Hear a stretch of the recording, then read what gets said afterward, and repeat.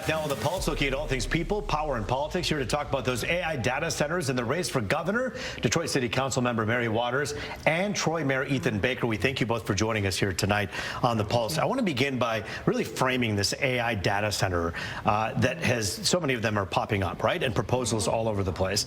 Joe Tavares, an expert on this stuff, talked to The Pulse last night and basically described why we're seeing so much of it pop up so quickly. Take a listen.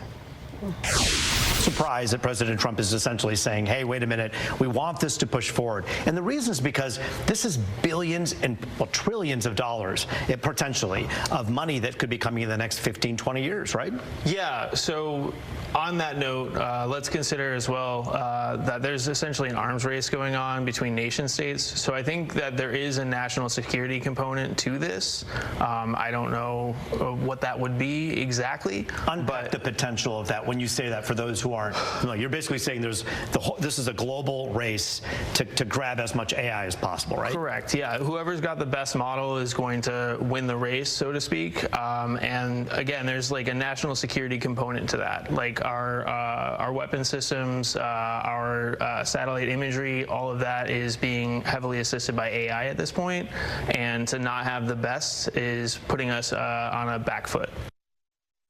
All right, so the race does continue. City Council woman Mary Waters, Detroit.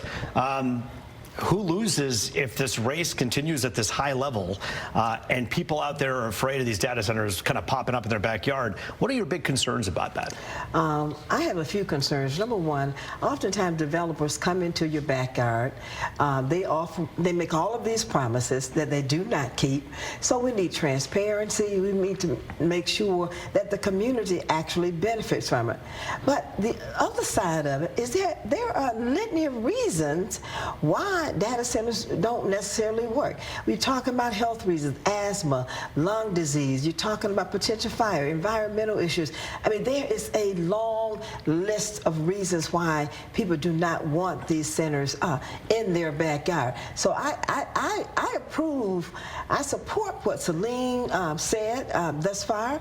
The city of Saline, I think Howells gave it the boot as well. Now they're looking at the city of Southfield, and I believe Benton Harbor was mentioned.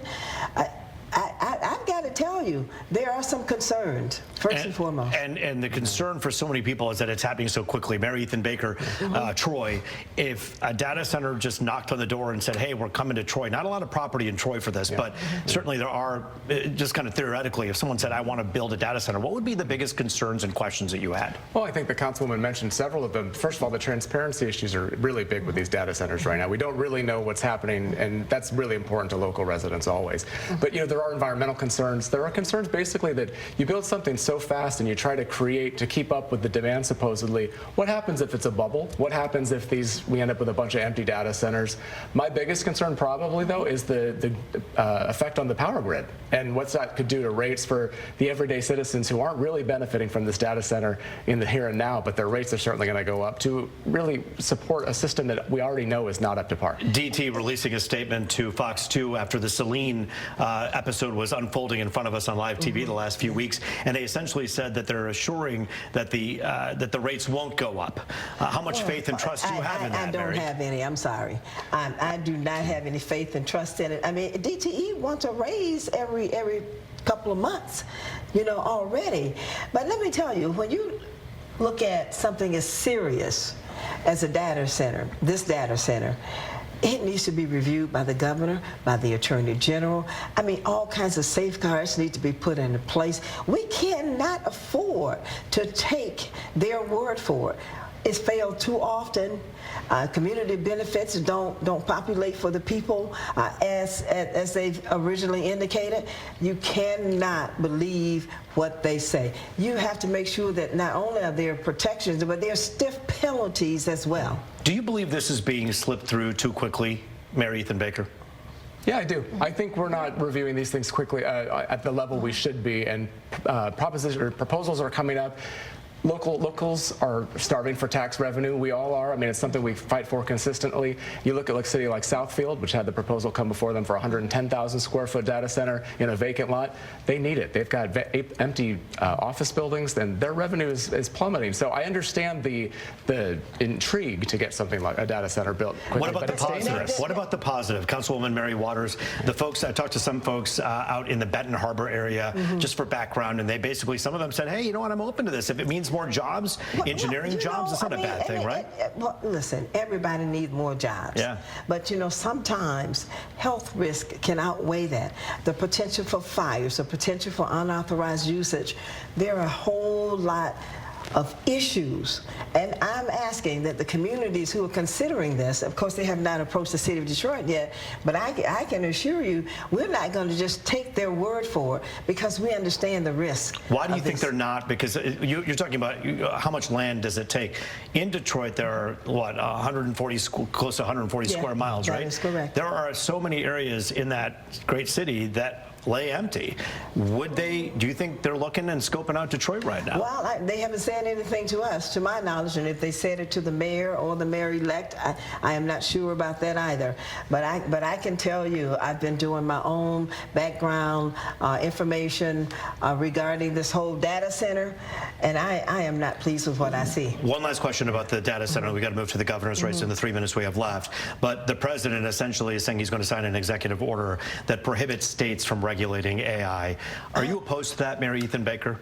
I don't know the specifics of what his order he's going to sign, but generally I don't like anything that takes away power from the states and from the locals. That's something we hate at the local level for sure. Right. And I got to say, if we are really in a space race type, issue with these data centers and AI for the national security of our country, we recognize that there's got to be a place where these can be put. It's just you got to do it the right way. You got to work with the locals. You got to work with the communities and find a safe place for them and work with all the right people. Let's talk about. You just can't roll into a community and say, hey, here's what we're going to do. Are they supposed to take your word for it? We're going to make sure that we're watching this, by the way, every single step of the way. We're not going to let it go. We're going to make sure we're at all the meetings. We're going to make sure we're holding to people to account that's necessary. The people who are being held to account right now, the people who want the state's top job, we're talking about the race for governor, Jocelyn Benson and John James apparently look like they have the lead right now. Any surprise there, Councilwoman Waters? Well, I mean, it's early.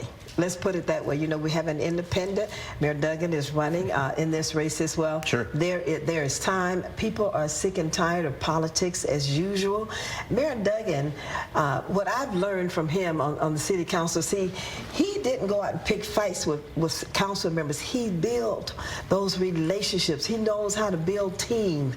He does that. But if people are truly sick of it, Councilwoman, if people are truly sick of the partisan politics, why then, in the last Mitchell poll that just came out 3 days ago, does John James and Jocelyn Benson, if the race was today, Duggan would be beaten by both of those folks? Well, perhaps, as these conversations begin, as people travel statewide and people start paying more attention to this governor's race, there could be some surprises. What do you think, Mayor Baker? Yeah, I think it is really early still, and I think we talk about it all the time because we're kind of in, you're talking about it on the networks. But the thing for me is it's a popularity contest still at this point as far as the polls go. John James and Jocelyn Benson have the highest name ID of all the candidates running, more than Mayor Duggan. Certainly. John James has run twice statewide already. Jocelyn Benson's been Secretary of State for 7 years. Of course people know their names, and that's who they're going to say, oh, that's who I think should win. You're both local leaders in your respective communities. Yes. What are the issues that they're missing right now that they're not talking about? All three of the main candidates that are running. Councilwoman? Well, I haven't heard anybody talk about what it means for Michigan's economy in particular. Nobody's talked about poverty, how we're going to address those issues here at our local levels. Nobody's talking about how we're struggling at our local levels. I haven't heard those things. Mayor Baker? Yeah, I think the mood of our state is not great, and I think that we're not hearing a lot about optimistic plans to move us forward and to stabilize us a little bit. And I think some of that actually has to do with mental health, but also the economy is always going to be an issue here in Michigan. They're starting to talk about education a little bit, how to fix the reading crisis in our elementary schools, but they're not really putting concrete plans that are giving me Sure they are. They're called data centers. Haven't you heard? Right. Oh, if only that was the answer. Mayor Ethan Baker, always great to have your perspective. Councilwoman Mary Waters, thank you for joining us. Always great to see you both. Thank you for joining us here on The Pulse. We are turning to the finals room at the University of Oklahoma over a failed grade. You hear about this?